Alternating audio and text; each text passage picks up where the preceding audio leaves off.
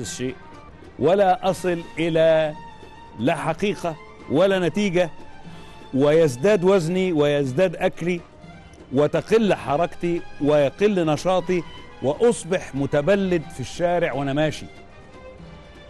لا يعنيني لا حق ولا باطل، لأنه أنا ماشي في شنك،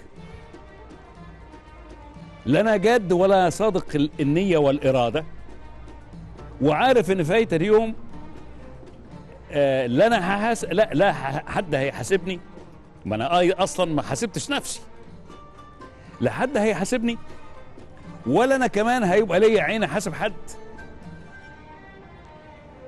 هل أستطيع إن أنا أكون منضبط في حياتي؟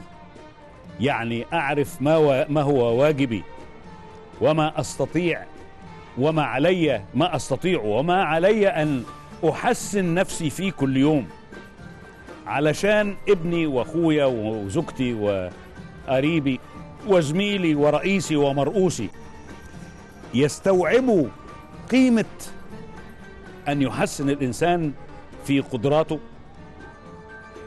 وتحسين القدرة عاوز مجهود، وهذا المجهود يقتضي أن الواحد ينظر للأمور مش يعني ينظر الأمور بعمق، والعمق فرع على الجدية، فرع على الجدية. يعني الراجل الجد أو الست الجد أو الطفل الجد لازم هيتنبه لحقيقة الأمر اللي أمامه، محدش هيضحك عليه، وهو هيقدر يفهم فهم صحيح لحياته.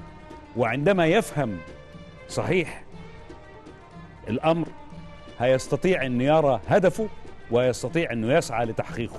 تصبحوا على خير.